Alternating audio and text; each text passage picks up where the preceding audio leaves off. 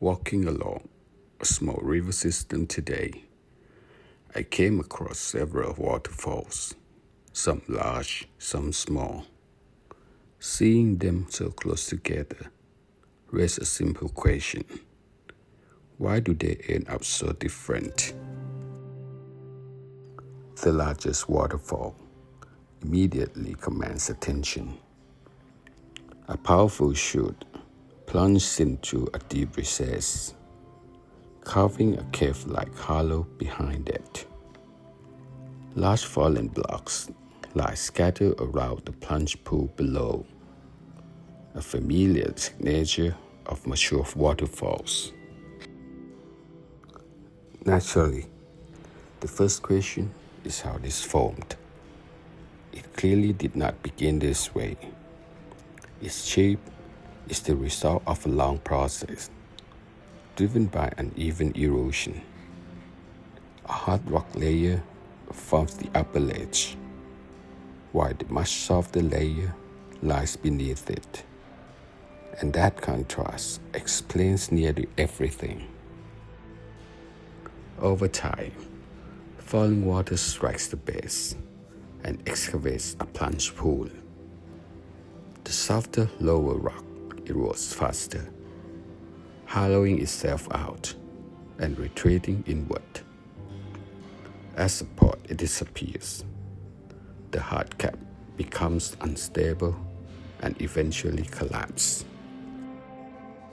Each collapse sharpens the cliff edge, drops large blocks into the pool, and shifts the waterfall slightly upstream.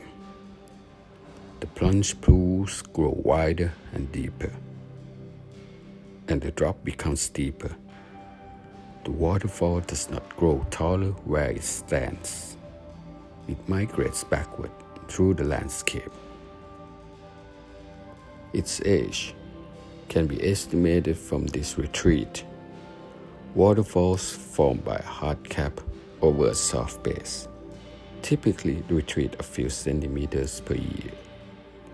If this one has moved roughly 30 meters and retreats at about 5 centimeters per year, it would be around 6,000 years old, young on a geological scale.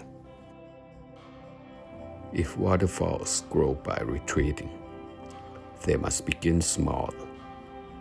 That brings attention to a modest stretch of white water upstream, not far away in the same river system.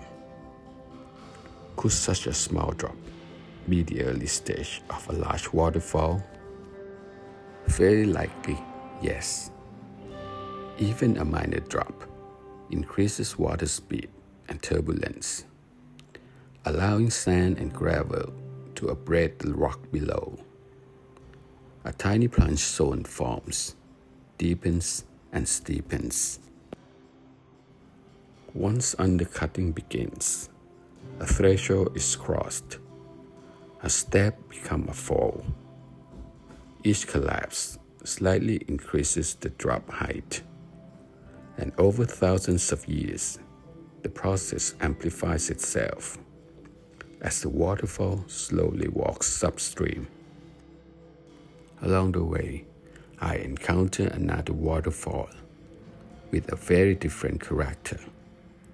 A series of small drops cascading continuously. Did it form the same way? And is it an intermediate stage? The answer is both yes and no. While the same erosional processes are at work, this form can remain stable for tens of thousands of years. To evolve into a single dramatic drop, one strong, laterally continuous hard layer would need to dominate, and upper steps would have to retreat faster than the lower ones, so intermediate ledge disappear. In this case, closely spaced steps, similar rock hardness, and divided flow favor long-lived cascades instead. Change is possible, but unlikely on any human timescale, even though the system remains active and visibly evolving. Seeing such different waterfalls so close together raises one final question. How can the same river produce such different forms? The answer lies in the rocks. Rivers flow continuously, but geology is uneven, layered, fractured, and altered. Waterfalls simply expose those differences. A river cuts like a saw across striped wood, sometimes meeting hard grain, sometimes soft. A thick, strong capped rock produces a stable overhang and a tall single drop. A thinner, hard layer breaks repeatedly, forming tiered cascades. In that sense, each waterfall's shape was determined long before the river carved it out. The principles behind all this are simple.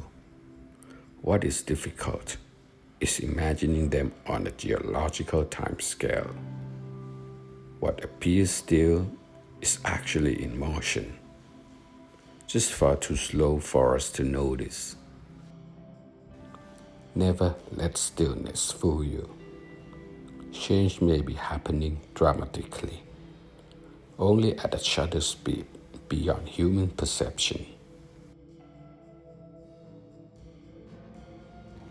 A river cuts through rock not because of its power, but because of its persistence.